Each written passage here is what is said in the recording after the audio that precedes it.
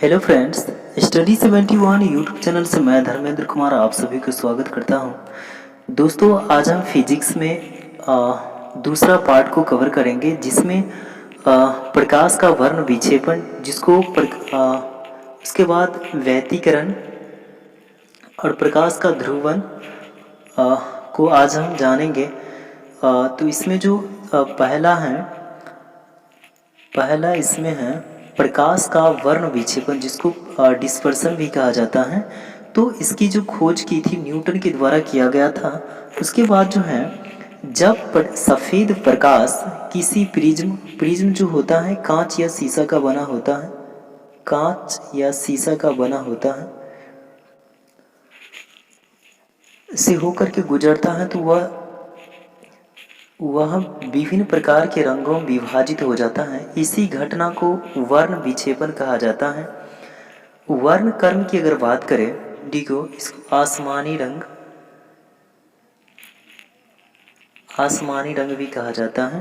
उसके बाद नीला हो गया, हरा हो गया, पीला हो गया, नारंगी हो गया और रेड या लाल हो गया।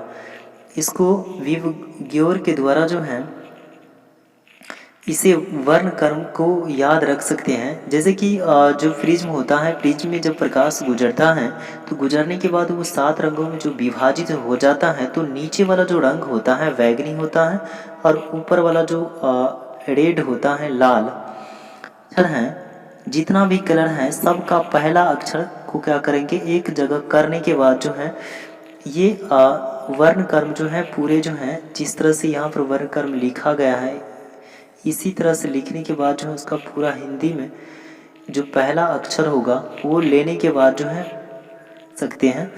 प्राथमिक या मूल रंग क्या होता है, जिसको BGR, जिसमें BGR होता है, अर्थात BGR का मतलब ब्लू, ग्रीन और रेड।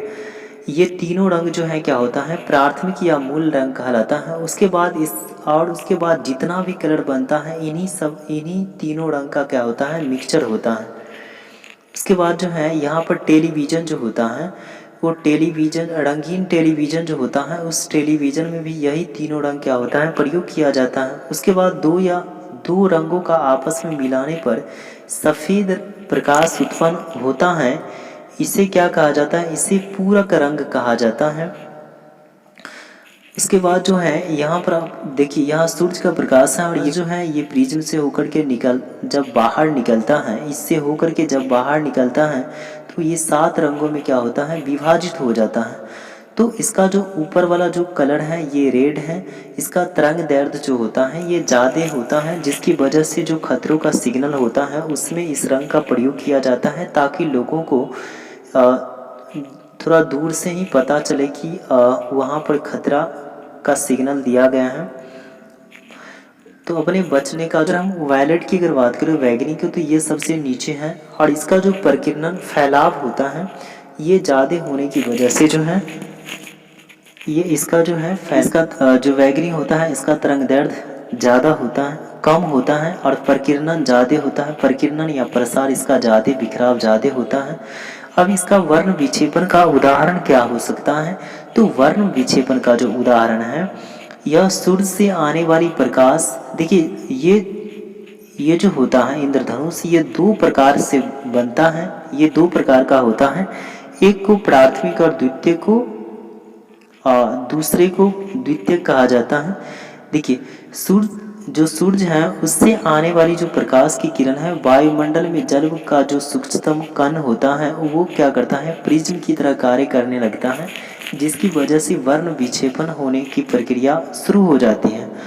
और उसके बाद जो है तथा अपवर्तन का मतलब होता है जब प्रकाश एक माध्यम से दूसरे माध्यम में जब जाता है तो दूसरे माध्यम में प्रवेश करते समय वो अपने मार्ग से क्या होता है विचलित हो जाता है। तो इस प्रक्रिया को प्रकाश का अपवर्तन कहा जाता है। तो ये नियम लागू होता है।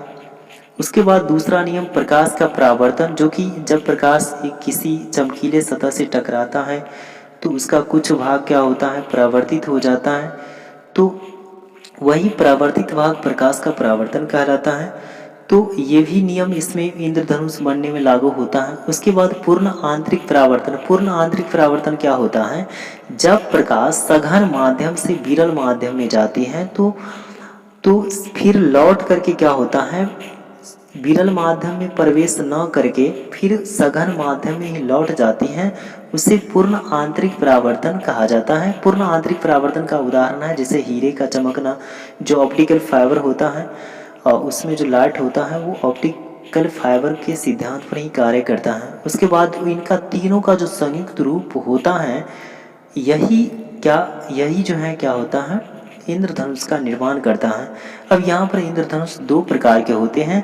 जो प्राथमिक होता है, प्राथमिक इंद्रधनुष जो होता है उसका जो है बाहर से जो है रेड होता है, रेड कलर होता है, और जो द्वितीय प्राथमिक और द्वितीयक में जो है ये अंदर से होता है। देखिए प्राथमिक जो होता है ये बाहर से होता है, द्वितीयक वाला जो होता है थोड़ा धुंधला टाइप का होता है, और प्राथमिक वाला जो होता है ये से अधिक समान आवृत्ति की कला संबंध रंगों के अध्यारोपण से व्यतिकरण की घटना को प्रकाश का व्यतिकरण कहा जाता है। के द्वारा जो है सबसे पहले प्रकाश व्यतिकरण का प्रयोग में लाया गया। और ये जो इंटरफेरेंस है ये दो टाइप में है।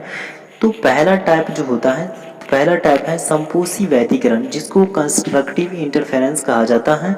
यह क्या होता है, जब दो बराबर तरंगें आपस में मिलती हैं तो प्रकाश का जो परिणामी तीव्रता होती है वो अधिक होती है।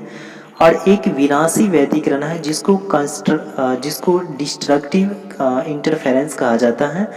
जब दो तरंगें आपस में विपरीत कला संबंधों में मिलती हैं तो परिणामी मान जो होता है वो न्यूनतम या शून्य हो जाता है। यहाँ पर दिया हुआ है कि दो अलग अलग स्रोत, अर्थात एक ही स्रोत होना चाहिए प्रकाश की जो व्यतिकरण है उसके लिए, से निकलने वाले जो प्रकाश होता है उसमें व्यतिकरण की घटना नहीं होती है। उसके बाद जो है जैसे कि यहाँ पर आपको दिखाना चाहेंगे, देखिए यहाँ पर दो तरंग है, फर्स्ट सेकेंड तरंग और फर्स्ट, ये दोनों जो है क्या हो एक साथ जो है क्या हो रही हैं, एक साथ ये क्या कर रही हैं, संचरण कर रही हैं या गति कर रही हैं। तो गति करने की दिशा जो है इसका जो प्रकाश की जो परिणामी जो रिजल्ट होगा वो क्या होगा, पॉजिटिव होगा या अधिकतम होगा, क्योंकि ये जो है ये तरंग, ये दोनों तरंग जो है ये एक दूसरे को क्या कर रही है, काट नहीं रही है।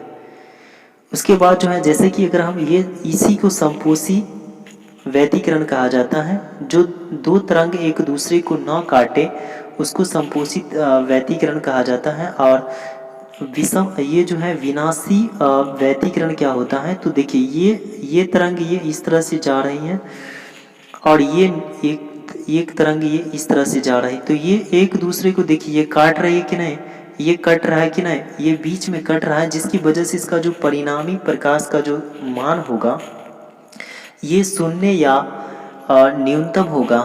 उसके बाद जो है साबुन के जो पतले झाग होते हैं वे चमकदार दिखाई पड़ते हैं।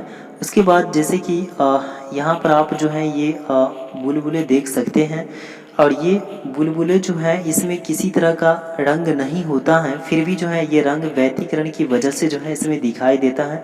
जैसे कि ये सीडी का डिस्क है, ये सीडी का डिस्क जो है इस तरह से कलर दिखाई देना क्या व्यतिकरण का उदाहरण है।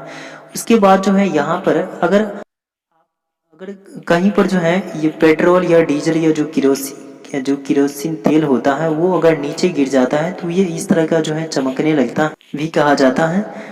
प्रकाश का तरंग तथा विद्युत क्षेत्र हमेशा तरंग की जो चलने की दिशा होती है उसका लंबवत होती है। उसके बाद ध्रुवन से निर्णय होता है कि ये अनुप्रस्थ तरंग है कि अनुदैर्ध्य तरंग है। उसके बाद अगर हम प्रकाश या विद्युत की अगर बात करें तो प्रकाश या विद्युत की बात करें तो ये अनुप्रस्थ तरंग ये इस तरह से चलता है, ये इस तरह से चलता है। उसके बाद जो है जो ध्वनि होता है वो इस तरह से चलता है, कहीं पर ज़्यादा कहीं पर कम। तो ये कहीं पर ज़्यादा और कहीं पर कम जो ये फासला जो दिखाई दे रहा है ये क्या, ये अनुदैर्ध्य तरंग है और ये अनुप्रस्थ तरंग कहलाता है। ऊपर वाले भाग को क्या कहा जाता है, ऊपर वाले भाग को श्रृंग श्रृंग या शीर्ष। उसके बाद ये नीचे वाला जो भाग होता है इसको गर्त कहा जाता है।